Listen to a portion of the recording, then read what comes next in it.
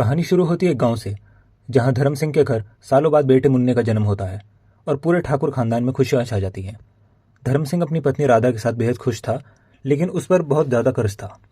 तभी शहर से कुछ रईस बाबू लोग जंगल में शिकार खेलने आते हैं। जंगल का रास्ता सिर्फ धर्म सिंह को मालूम था, इसलिए कर्ज उतारने के लिए वह उनके साथ जाने को तैयार हो जाता है। शिकार के दौरान धर्म सिंह अपनी जान पर खेलकर अजीत बाबू को शेर से बचाता है और इनाम में मिले रुपयों से अपना कर्ज चुका देता है। बाद में गांव में तंगी होने के कारण धर्म सिंह नौकरी की तलाश में अपनी पत्नी राधा और बहन लक्ष्मी के साथ शहर आ जाता है। अजीत बाबू उसे गोदाम की जिम्मेदारी सौंप देते हैं। धर्म सिंह पूरी ईमानदारी से काम करता है, लेकिन अजीत बाबू और उसके साथी पीठ पीछे स्मगलिंग का धंधा कर रहे होते हैं। एक दिन पुलिस उस गोदाम में स्मगलिंग का माल पकड़ लेती है। अदालत में अजीत बाबू झूठी कसम खाकर सारा इल्जाम धर्म सिंह पर डाल देते हैं। बेकसूर धर्म सिंह को 1.5 साल की कठोर सजा हो जाती है। इस बदनामी के कारण उसकी बहन लक्ष्मी की शादी टूट जाती है। धर्म सिंह के जेल जाने के बाद उसका हंसता खेलता परिवार बिखर जाता है। गरीबी और बीमारी के दलदल में फंसी बहन लक्ष्मी तड़प तड़प कर अपना दम तोड़ देती है। जेल से छूटने के बाद धर्म सिंह पूरी तरह बदल जाता है। अपनी बहन की मौत का बदला लेने के लिए वह एक एक करके अपने दुश्मनों को खत्म कर देता है और खुद जुर्म के रास्ते पर आगे बढ़कर धर्मचंद नाम का एक बड़ा रईस बन जाता है।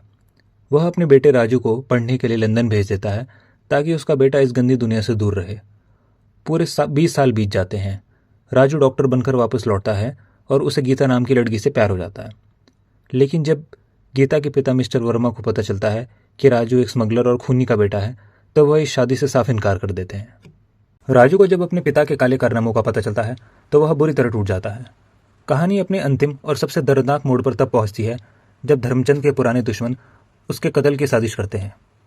सुबह के वक्त धर्मचंद पर हमला होता है, लेकिन उसकी पत्नी राधा उसे बचाने के लिए गोली के सामने आ जाती है और उसके हाथों में अपना दम तोड़ देती है।